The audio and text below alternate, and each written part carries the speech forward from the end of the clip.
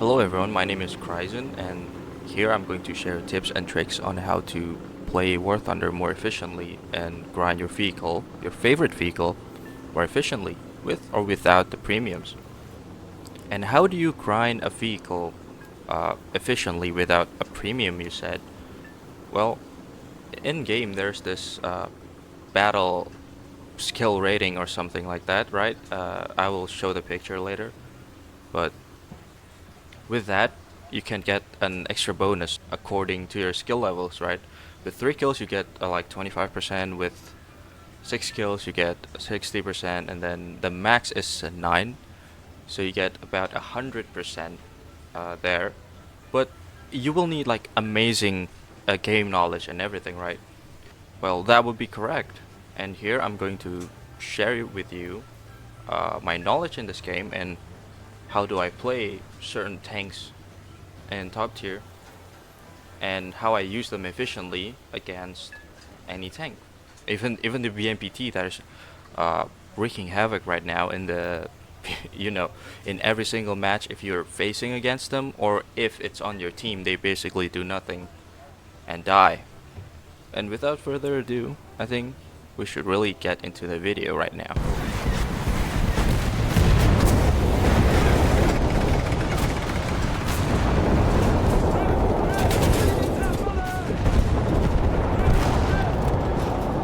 Okay, so there are 10 nations in War Thunder and you can play whichever nations you like.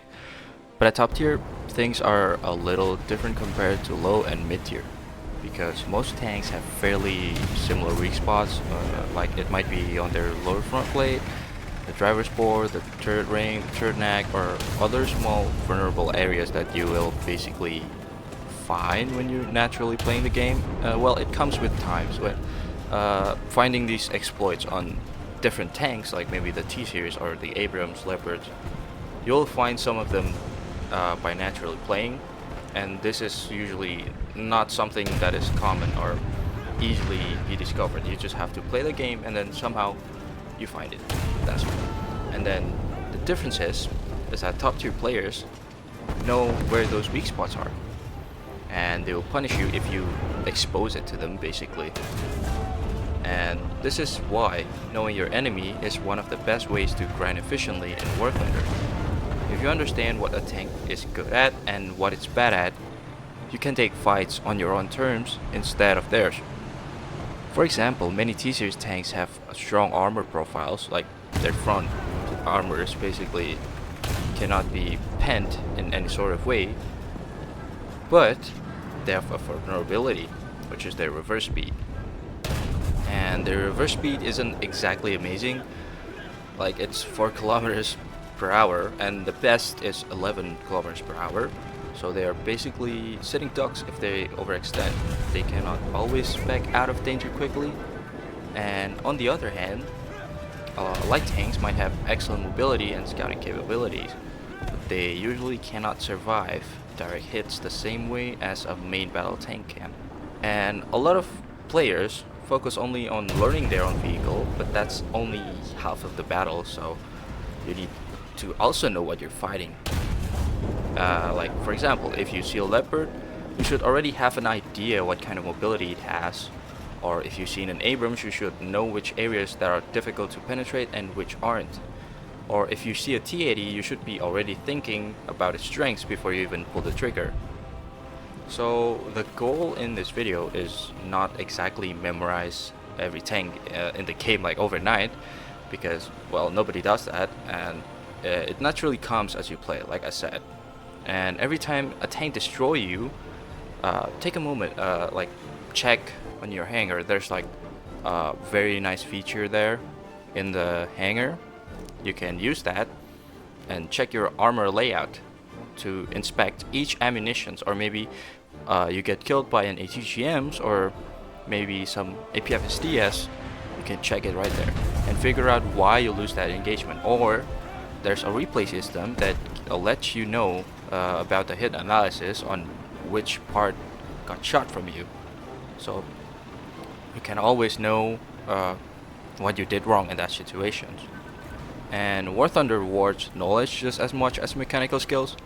And sometimes the difference between a good match and a bad one is not really your aim or your reaction time or your vehicle even. It's basically knowing something that your opponent doesn't. And well, if all else fails, just remember, every tank in War Thunder has a weak spot. But sometimes that weak spot is the armor, but sometimes it's the player driving it.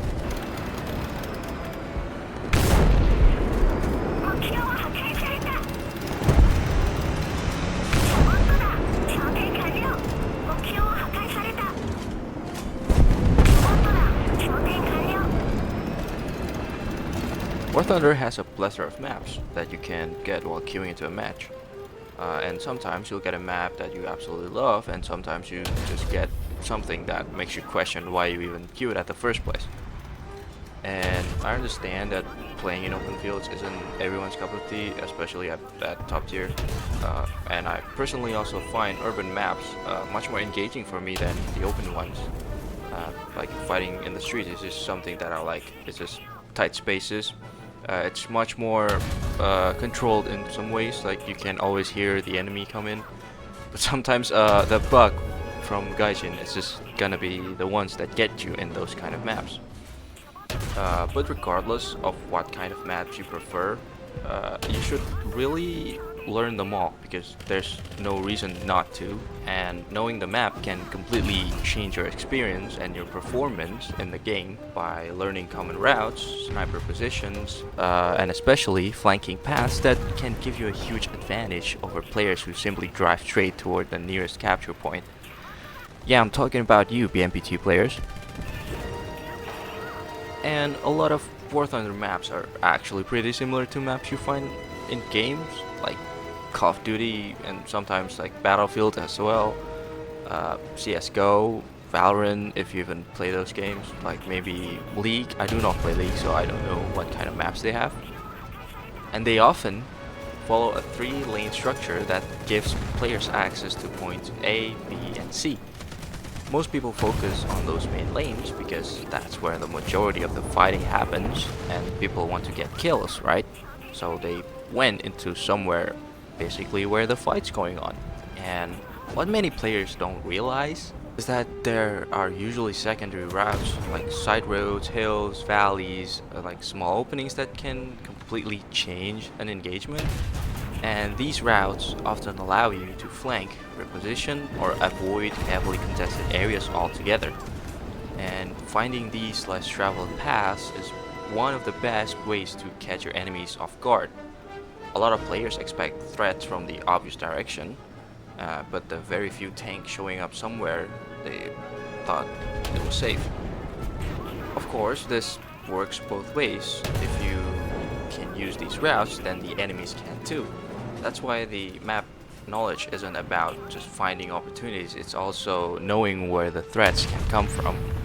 And one of the biggest complaints about War Thunder maps is that some of them can heavily favor one side over the other, like Carpathians, 30th Parallel, Eastern Europe, RLC. I really don't like that map.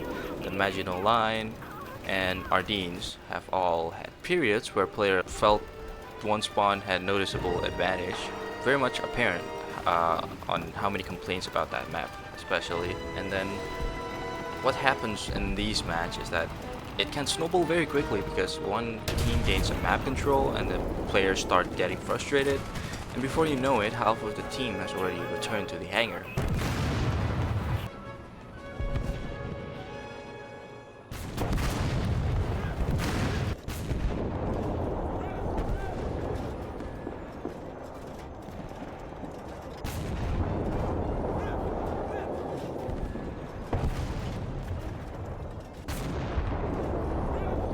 In games like War Thunder, it can be very tempting to find a good position, sit there and wait for enemies to come for you.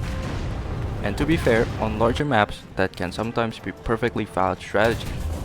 However, that approach becomes much more or less effective on tighter maps, especially those filled with multiple sidelines, side streets, and angles that you need to watch.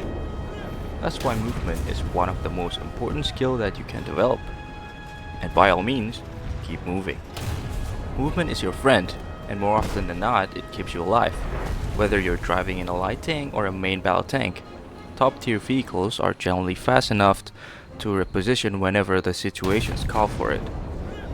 A mistake I see a lot of players make is getting a couple kills from one position and then staying there for the rest of the match. And the problem is that every kill you get increases the chance that someone notices you, or maybe the player you destroy marks your location. Maybe a teammate saw where the shot came from, maybe a drone spots you. Whatever the reason, the longer you stay in one place, the more predictable you become. And in War Thunder, being predictable is dangerous. After getting few kills, consider relocating or changing another angle, another part of the map. Even moving a few hundred meters can completely change how enemies approach you. And the goal is to make your opponents keep guessing. If they know exactly where you are, they can prepare for the engagement, but when they are not sure whether you've moved, flanked, or just gone from the area, they'll hesitate. They'll check corners more, and then they'll waste time searching for you. And sometimes they'll so focused on hunting you down that they stop paying attention to everything else, and you basically got a free kill right there.